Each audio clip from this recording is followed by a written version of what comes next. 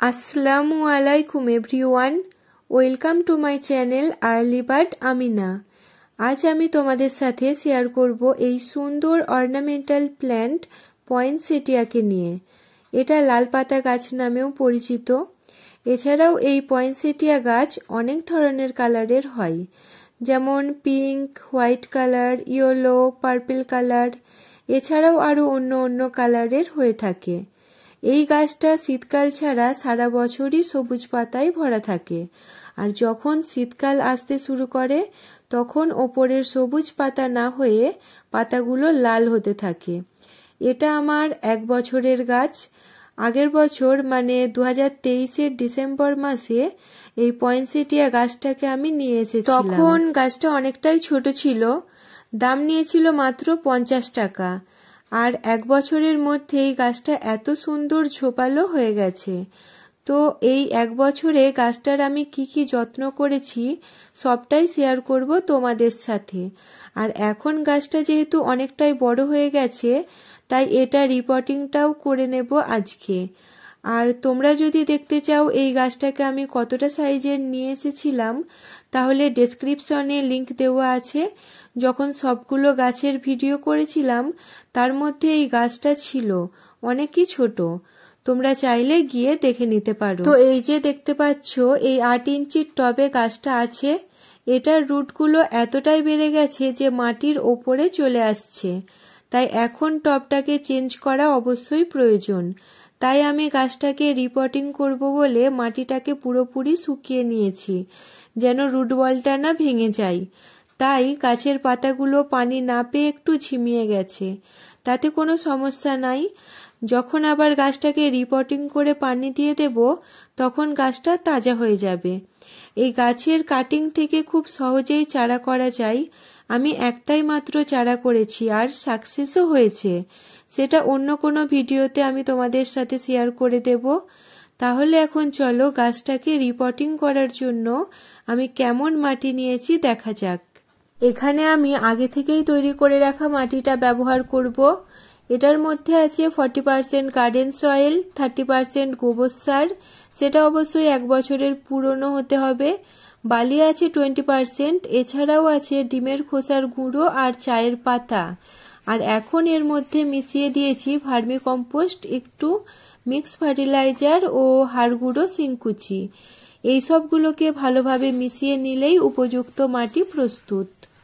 তো এখন এই গাছটার জন্য একটা 12 ইঞ্চির টব নিয়েছি। আর টবের ড্রেনেজ সিস্টেমটাকে কিভাবে ঠিক রাখতে হয় সেটা তোমরা সকলেই জানো, তাও বলে রাখি। টবের নিচে যে ড্রেনেজ হোলগুলো আছে সেগুলোকে এই নুড়ি পাথরগুলো দিয়ে ঢেকে এর মধ্যে কনস্ট্রাকশনের বালির একটা 2 ইঞ্চির লেয়ার করে দেব। তাহলে আর গাছের গোড়ায় পানি জমার কোনো চান্স থাকবে না। তো আমার গাছটা যেহেতু অনেক বড় আর আমি নিজেই ক্যামেরা করি, তাই গাছটাকে টব থেকে কিভাবে বের করলাম সেটার ভিডিওটা করতে পারলাম না। যাকে এখন দেখো গাছের নিচে যে পাথরগুলো ছিল সেগুলোকে বের করে নিচ্ছি। আর তোমরা দেখতেই পাচ্ছ যে রুটটাও কত ভালোভাবে গ্রো করেছে, যেহেতু মাটিটা খুবই হালকা ছিল। এত বড় গাছটা ছিল এইটুকু মাত্র মাটির মধ্যে, ভাবা যায়? এখন টবের মধ্যে তৈরি করে রাখা সয়েল মিডিয়া দিয়ে গাছটা বসিয়ে দেব, আর পাশ থেকে মাটি দিয়ে দিয়ে টবটাকে ভরে দেব, কিন্তু পুরোপুরি নয়। টবের ওপরে 2 থেকে 3 ইঞ্চ ফাঁকা রাখবো, এতে গাছটাকেও দেখতে ভালো লাগবে। আর এর ওপর যখন পরে মাটি একটু উপড়ে সার দেব তখন সুবিধাও হবে। তো এভাবেই গাছটাকে নতুন করে রিপোর্টিং করা হয়ে গেল আমার। অবশেষে যে কাজটা বাকি আছে সেটা হলো পানি দেওয়া। সমস্ত গাছই প্রতিস্থাপন করার পর টব ভর্তি করে পানি দিয়ে দিতে হবে, যেন টবের নিচে থেকে এক্সট্রা পানিটা বেরিয়ে যায়। আর এর ক্ষেত্রেও সেই একই হবে, তাই আমি টব ভর্তি করে পানি দিয়ে দিচ্ছি।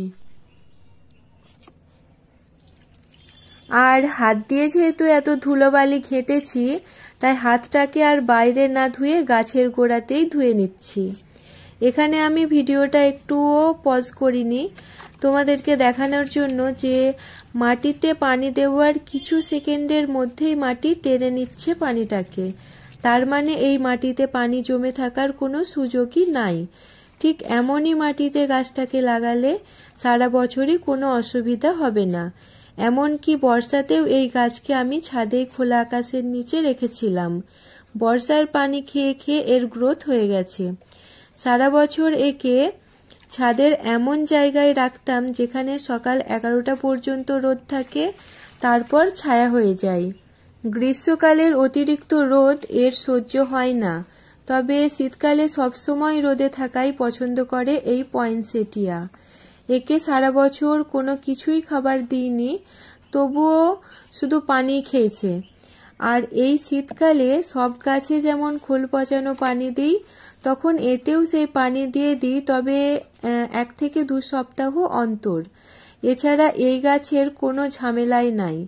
তার ওপর এত সুন্দর ফুল পাওয়া যাবে, যার জন্য বাগানের সৌন্দর্য ফুটে উঠবে আরো বেশি। আর হ্যাঁ, বলাই তো হলো না, ডেলি পানি দেওয়ার বিষয়টা। এই গাছ ময়েশ্চার খুব পছন্দ করে, তাই যখন টবের ওপরের 2 ইঞ্চি মাটি শুকিয়ে যাবে তখন পানি দিলেই হবে। ডেলি ডেলি পানি দেওয়ার প্রয়োজন নাই। এই গাছ বহুবর্ষজীবী, তাই প্রতি বছর গাছ বড় হওয়ার সাথে সাথে টবের সাইজও বাড়াতে হবে। তোমাদের সাথে বকতে বকতে মাটি পুরো পানিটা টেনে নিয়েছে আর এক্সট্রা পানি বেরিয়ে যাচ্ছে। তো এই পয়েনসেটিয়া গাছটাকে নিয়ে আমার সম্পূর্ণ এক্সপেরিয়েন্সটা তোমাদের সাথে শেয়ার করলাম। তোমাদের বাগানেও এই গাছ রাখতে পারো, তাহলে বাগানের সৌন্দর্য আরো ফুটে উঠবে।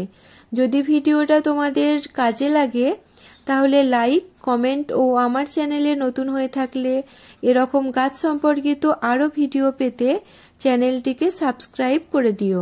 আর গাছ সম্পর্কে তোমাদের কোনো কনক্লুশন থাকলে অবশ্যই আমাকে কমেন্টে জানিও। আজকে এতটাই। ইনশাআল্লাহ দেখা হবে আবার নতুন কোনো ভিডিও নিয়ে, নতুন কোনো গাছের সাথে। Till then, bye by.